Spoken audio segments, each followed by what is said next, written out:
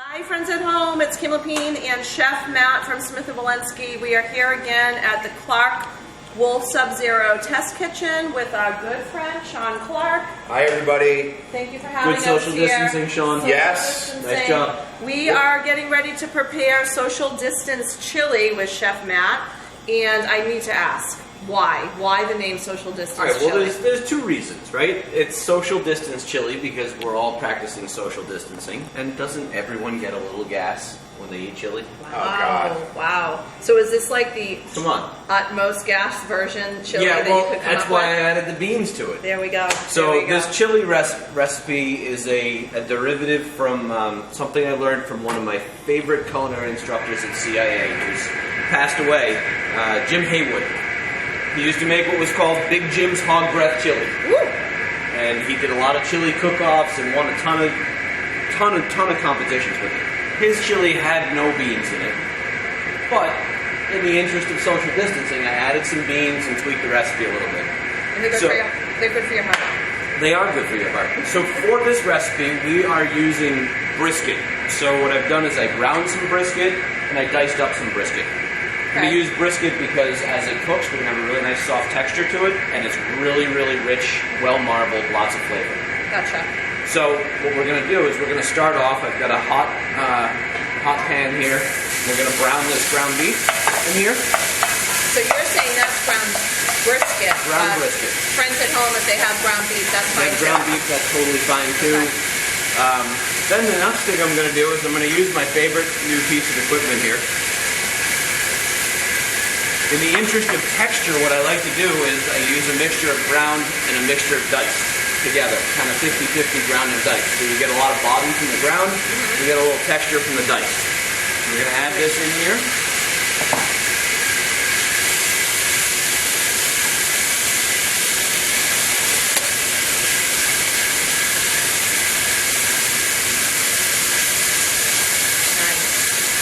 Right. I'm going to season with some salt. A little pepper. Same over here. Salt. So Chef, you're like me. I like the griddle for meat over the grill. Yeah, I mean, so like nice sear on the meat. You get a really nice sear on it. You know, with little pieces like this, I'm not worried about stuff falling through. You know, so I'm looking for a sear of like caramelization, not char like a grill. So it's kind of two different effects that you're going for. You could essentially use a big frying pan for this too. Absolutely. So if I didn't have this, I would brown this ground beef in here, pull the beef out, then I would brown all the meat in there, pull that out, and then we use the fat that remains in here to start cooking our onions and our garlic.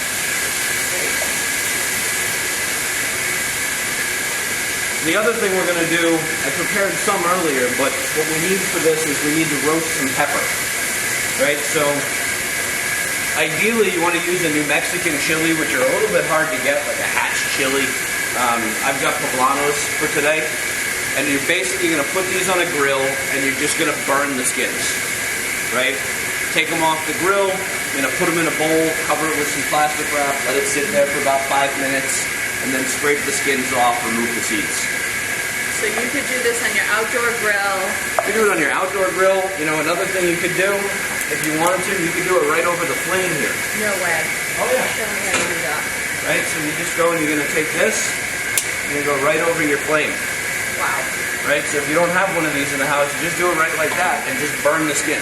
Got it. So you really are looking for that char, that real, that burn. 100%. We want this burnt. Got it. And other peppers besides this poblano? So poblanos you can usually find, you know, ideally what I really like is a New Mexican chili, like a hatch chili, but they have a very short season, so it's not the easiest thing to find. Right, so we got a little, that's no problem. You got the stems on fire, because the stems got the least amount of moisture in the whole thing. Got it. And you're just going to keep rotating it and let it actually burn. You want it black on the outside. Did we put any olive oil or anything on that pepper? I had it in a little bit of olive oil just to help it burn. Okay. Alright, so now we're going to take this, we're going to remove this ground beef.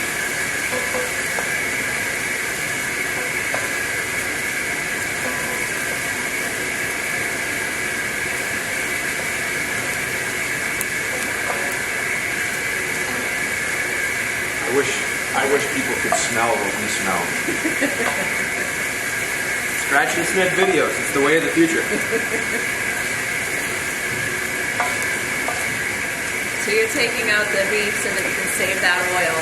Yep, and I'm gonna dump some of this back in here.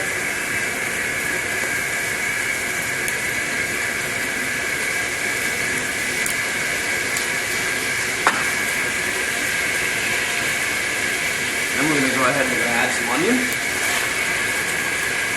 And for the folks at home, we're going to post this recipe on our website at Smith & Wollensky. We're also going to share it through all of our social media channels, both Clarke Kitchens and Smith & Wollensky. We'll make sure that this is available during this crisis and even after this crisis. Exactly. I mean, some of these dishes aren't necessarily what you've come to expect from Smith & Wollensky and what we post. You know, we're usually cooking a ribeye as big as your head. Yeah. Which we still do, but you know, you can't survive on a ribeye as big as your head every day. No. So at home, when I'm cooking, you know, these are things that I would make in the house for my family. All right, so we're going to let these onions cook down. Going to remove this browned diced meat here.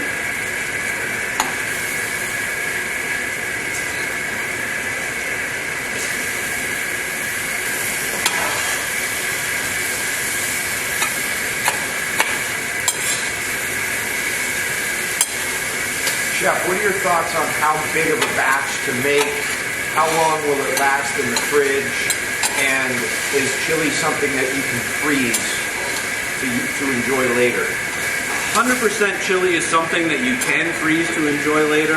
However, when I make chili in my house, it never seems to make it to the freezer because, you know, there's chili, then there's nachos, then it gets rolled up in a tortilla with some cheese melted on it for lunch the next day. Before you know it, it's all gone. But, you know, really 4 or 5 days in the fridge. You know, freezer, absolutely. Make sure you chill it properly. Spread it out nice and thin. Let it cool off. You know, you don't want to trap that heat in. So the big question usually when you're making chili is how hot do you want it? Right. So with this, our heat is coming from fresh chilies. So I've got some jalapenos that I did a little brunoise on. Really small dice.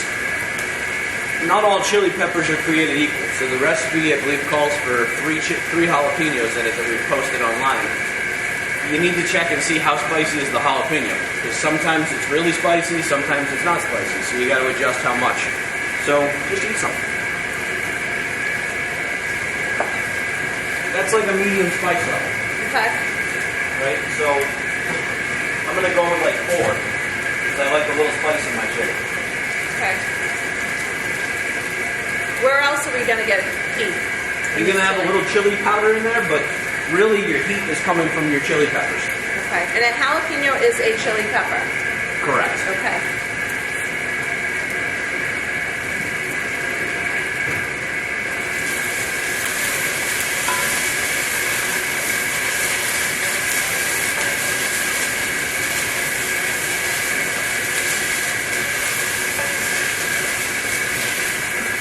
So we can see this pepper starting to get that burn on it, right?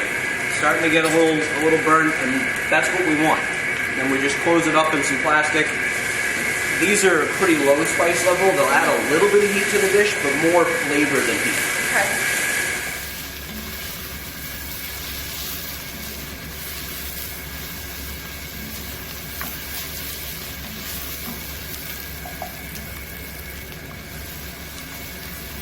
Almost at the point where we're going to add some garlic to it. Why are we putting the garlic in so late, Chef? We don't want to burn the garlic, right? We've got really high heat going here. We're really trying to get a little bit of caramelization going on these onions. If I put the garlic in right at the start, I'm going to end up with a real bitter flavor coming from that garlic.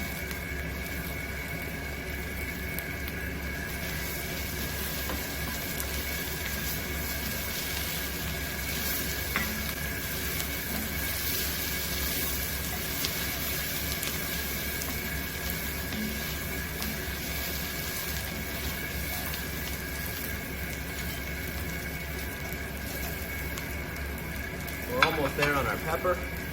Just kind of keep turning it and make sure you get all sides. The more burnt it gets, the easier it is to peel. And it gets just a really nice smoky kind of roasted flavor to it.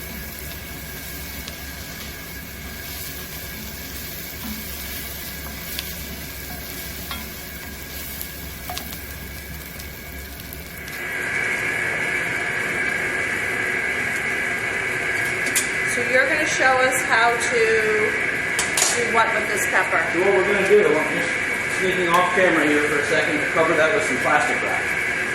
We're just going to leave that in that bowl. And you're putting it in there because? What's going to happen is the steam's going to help separate the skin from it. So okay. You can do it this way. Some people would say, to do a paper bag. Either way works. Not everybody has a paper bag laying around. So the plastic wrap in the bowl works just fine. And then you're going to remove the skin. And then what we'll do is we'll split it open. We're going to remove seeds. We're going to remove skin and dice it. You just want that meat, that meat inside the pepper. Exactly.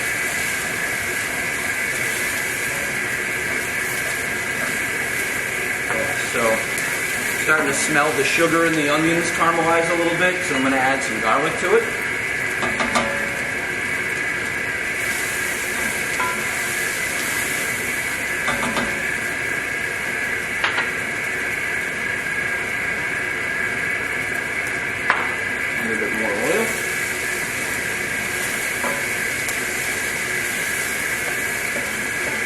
Let that cook another 2 or 3 minutes.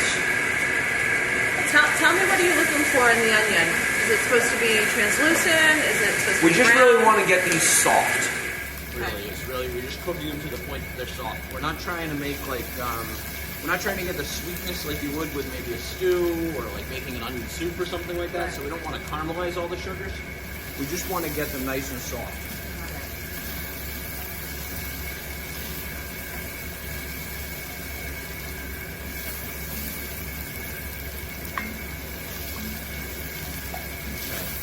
Now, we're going to add jalapeno.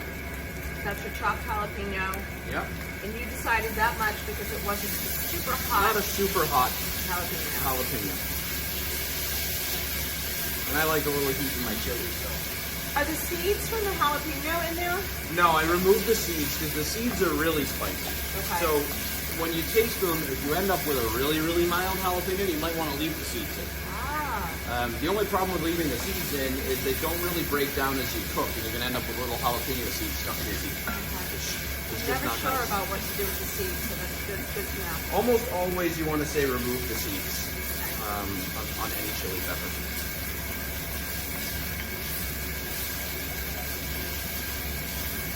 Wow, that changes the smell. Right? You can almost smell the heat from the peppers. Mm-hmm. That's another factor in the social distancing effort. Back up a couple steps.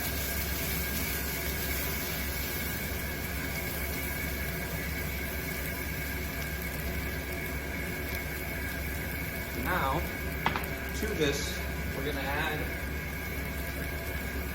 some spices. Put a little bit more oil in here because I like to let the spices toast just a little bit. We're going to add some chili powder. Same old chili powder we all have in our cabinet, yeah? Yep, just normal chili powder, nothing crazy about it. We're going to add some cumin. That adds heat, yeah?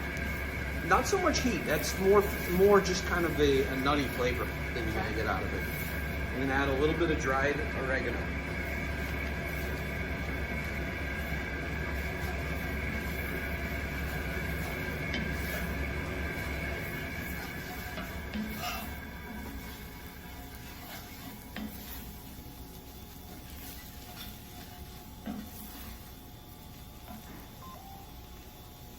Then, some Guinness. No. Oh yeah. That's crazy. If you don't have Guinness? Any dark beer? Dark beer, okay. Any dark beer. Wow, I would refrain from using an IPA. Okay. It's going to be a little intense. Wow, this is something I never would have expected. Alright, so then we've got Just 1 can? We're gonna go with a little more. I'm gonna add this ground beef back in. Okay. I'm gonna add the diced beef in. Wow, that smells good.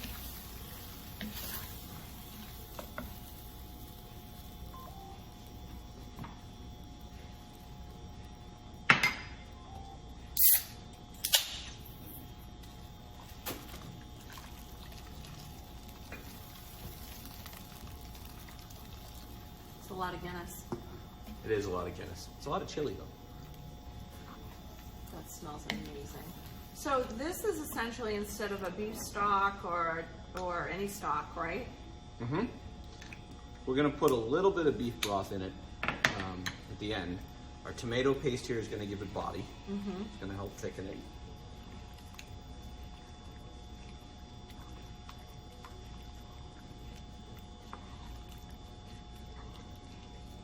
This smells amazing. Now I know what to do with all the leftover Guinness in my fridge from St. Pat's. These are some of my previously roasted chilies, right? So we're Okay. gonna add these in. Those are the peppers that we charred the skin, we took out the seeds, we chopped them up. Correct. Got it. So those are my poblanos. Mm-hmm.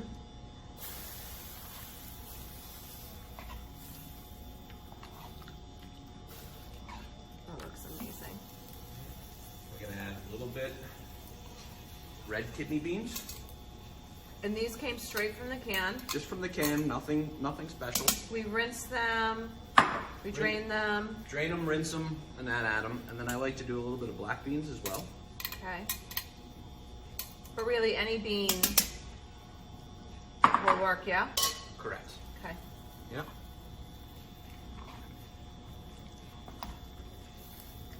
Wow, that looks amazing. Then we need a little bit of beef broth.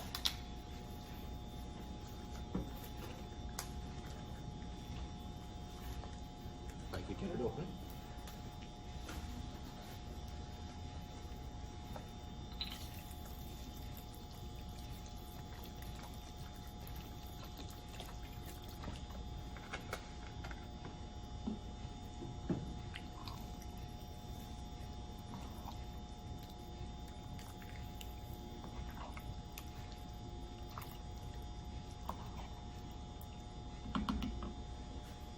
Add a little bit of salt, some black pepper.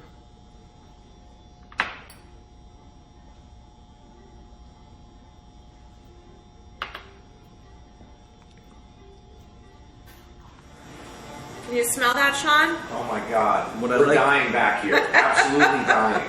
So what I like to do is let this, we're gonna let this simmer for about an hour. We're gonna check the consistency of it, and we can add a little bit more beef broth if we have to thin it down a little bit. We can add a little more tomato paste if we want it thicker. Okay, but give it a good hour. But you need to let that go for a good hour because we've got to tenderize those diced pieces of brisket in there, and we're gonna let all the flavors combine, and then see what we need to kind of add to it after the fact.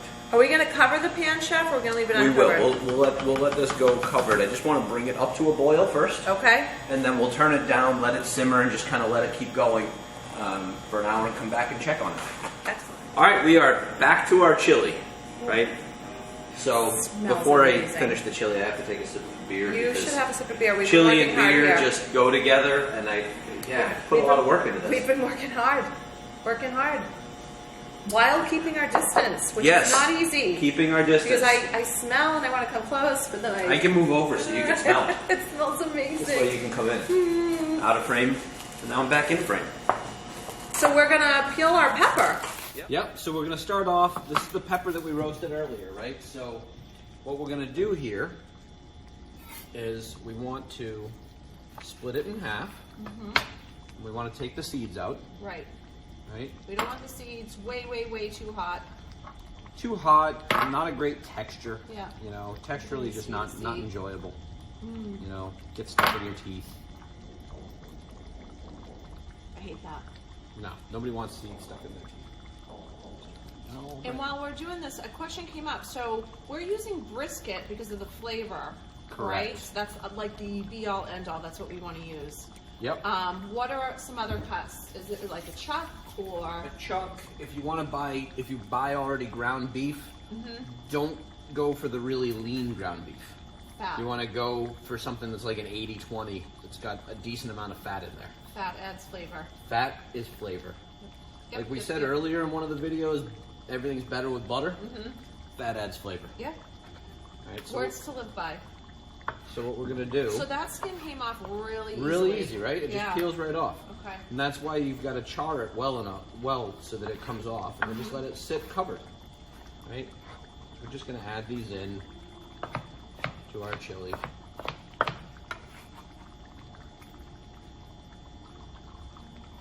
And these peppers aren't so much about the heat, but the flavor. More about the flavor than the heat. Right. All right, so what I want to do to this is I want to thicken it just a tiny bit more. So I'm just going to add another little bit of tomato paste to it. 'Cause I like my chili pretty thick. That's looking really good.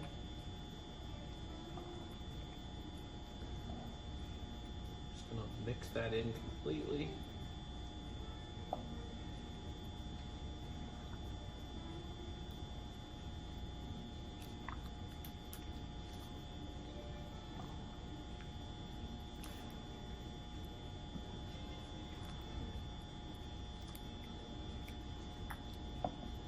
You ready to taste some, Kim? Are we ready to taste this? Oh yeah. Let me amazing. get you some in a bowl here. Okay. I'm gonna keep my distance. Keep your distance. This is social distancing crowding me chilled now. chili, by the way. Don't crowd me. I'm crowding you. Oh wow. I'm gonna get my own bowl so we Yep. don't have to We're share. not gonna share. Wow, this smells amazing. Ooh. My normal go-to is a dollop of sour cream, a little bit of cheddar cheese. Yeah, a little cheese, a little sour cream. Maybe some sliced scallions. But this looks amazing just by itself, too. Wow. Oh my gosh. That's There you have it. amazing. Thank Social you. distance chili. I'm gonna go be by myself for a little while. Go be